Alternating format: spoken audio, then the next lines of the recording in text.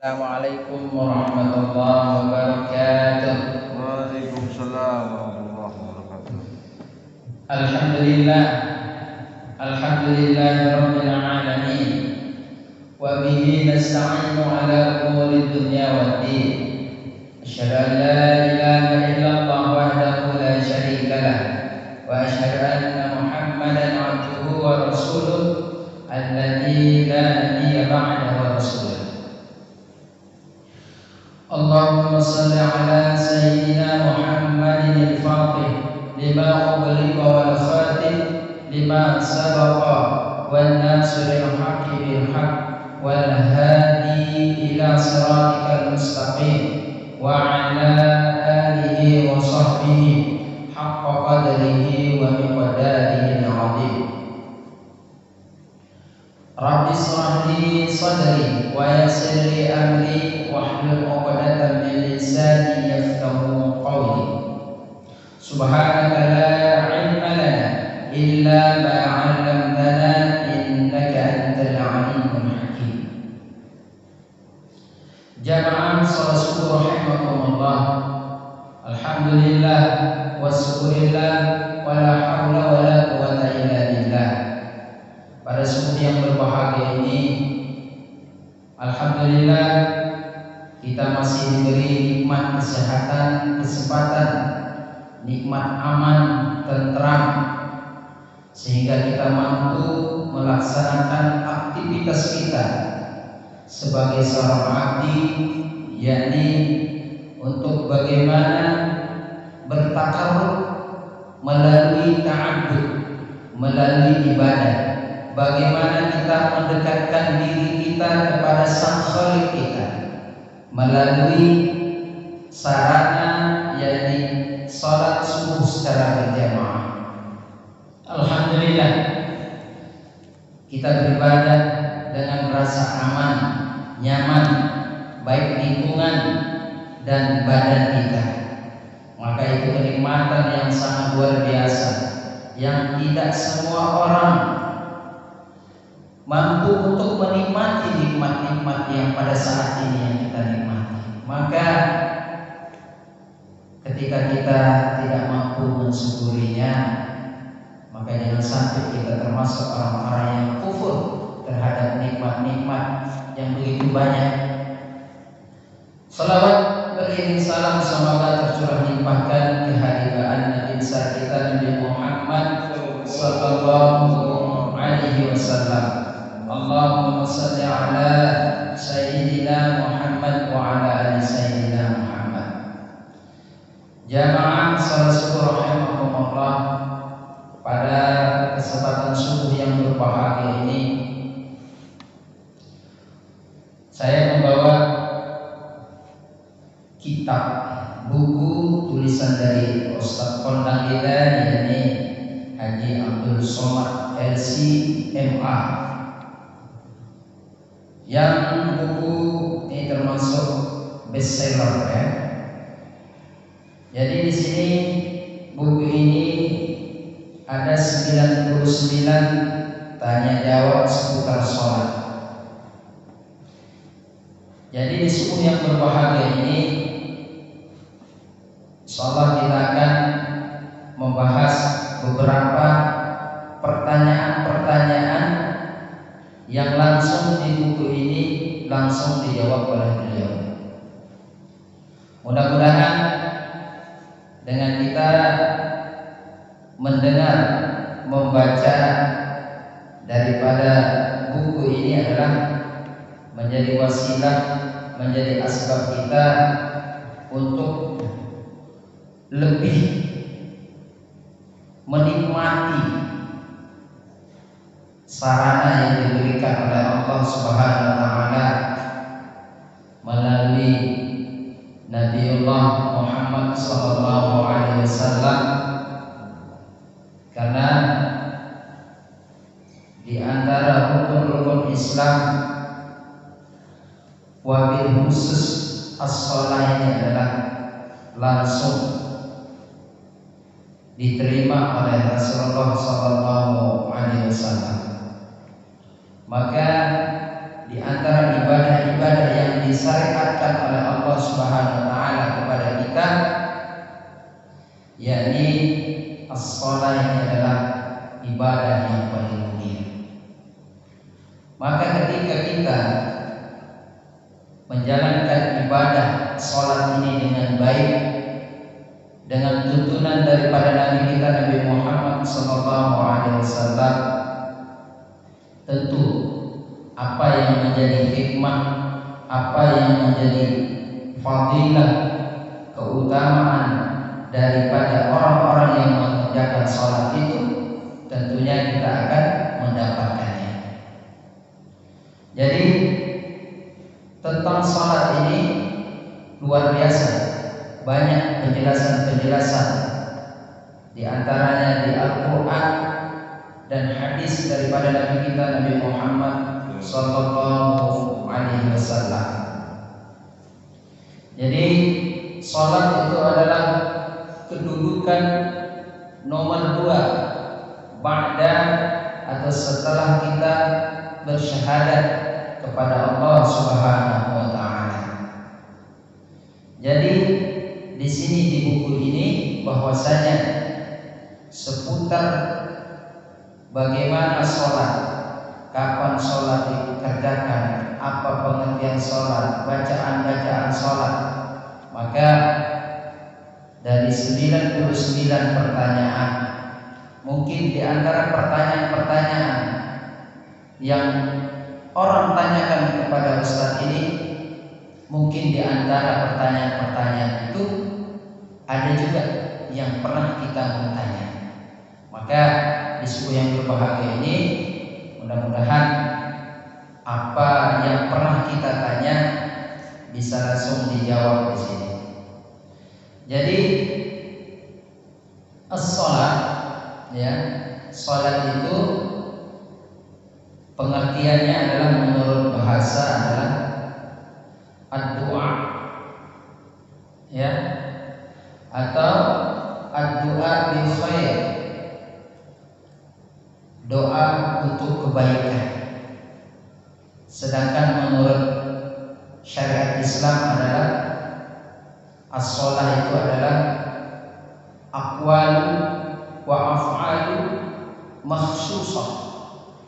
makhsusatan maftuhah bitakbir wa makhtumah bitaslim.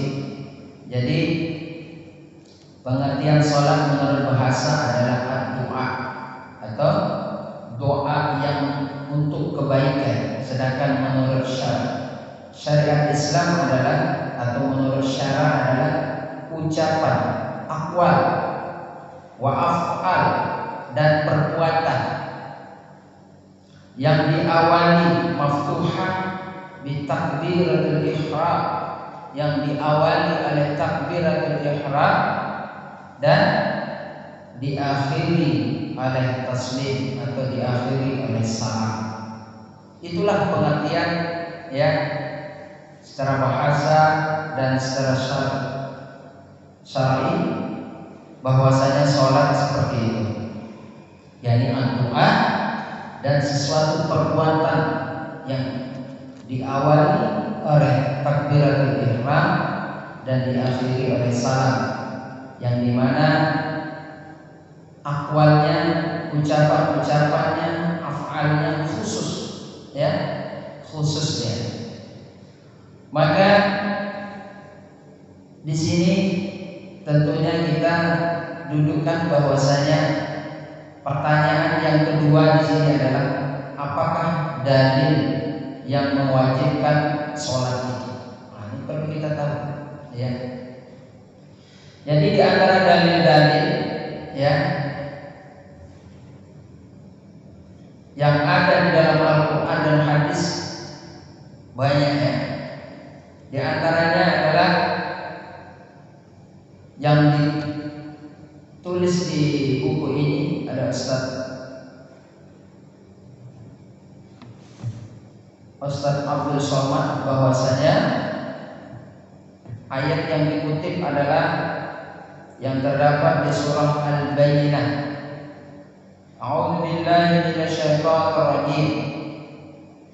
Wa ma umiru illa liya'budullaha mukhlishina lahud-din hunafa'a wa yuqimus shalah wa yu'tuz zakah wa dzalika dinul qayyimah. Itu terdapat di surah Al-Bayyinah, surat yang ke-98 di ayat yang ke-5. Sebelum saya lanjutkan dalil-dalil yang ada di buku ini, bahwasanya kita mengulang kembali bahwasanya pengertian dari sholat tadi adalah ad-du'a. Jadi di awal ketika takbir membaca surah iftitah pembuka itu juga doa. Suratul Fatihah juga itu juga doa. Itu doa yang sangat luar biasa. Ketika kita duduk antara dua sujud itu juga doa sangat luar biasa. Rabbighfirli warhamni wajburni warfa'ni warzuqni wahdini wa'afini wa'fu anni. Ya, luar biasa apa yang kita inginkan di situ. Ya, ingin Allah Subhanahu wa taala mengampunkan segala dosa kita. Kita ingin dicukupkan. Kita ingin wafat, diangkat derajat kita. Kita ingin diberi hidayah. Kita ingin diberi kesehatan, dan terakhir kita juga ingin diberi ampunan juga. Maka sangat luar biasa ketika kita duduk antara dua sudut ini. Maka di sini kita jangan sampai terburu-buru di sini. Kita betul-betul menikmati doa itu. Ya, Allahumma gfirli Rabbighfirli warhamni wajburni warfa'ni warzuqni wahdini wa'afini wa'fu anni. Luar biasa. Maka juga di sujud terakhir kita di situ juga ada 3 permintaan. Ya, yang pertama adalah Allahumma inni as'aluka bi husnil khatimah. Kemudian Allahumma rzuqni taubatan nasuha qabla al-maut. Kemudian yang ketiga adalah ya mukallibal qulub tsabbit qulub ala dinik. Kemudian ketika sebelum salam, setelah kita membaca sholawat, ya, maka sebelum kita salam maka ada 4 permintaan di sini. Ya, Allahumma inni a'udzubika min azabi jahannam wa min adzabil qabr wa min fitnatil mahya wal mamat wa min fitnati masyihid dajjal. Ada 4, luar biasa. Maka ketika kita betul-betul memahami bahwasanya sholat itu adalah doa, maka betul-betul kita, ya, betul-betul kita melaksanakan, betul-betul kita ucapkan bahwasanya ketika kita sholat itu adalah hakikatnya kita sedang berdoa kepada Allah Subhanahu wa ta'ala. Kemudian dalil-dalil yang lain juga, ya, tentang sholat itu bahwasanya bagaimana kita dituntut untuk memelihara daripada sholat kita. Di antaranya adalah walladzina hum ala salawatihim yuhafidun.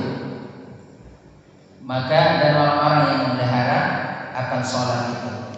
Maka ketika kita tahu dalil kewajiban bahwanya sholat itu, maka di situ akan menambahkan keimanan, mahabbah kita ketika kita melaksanakan sholat.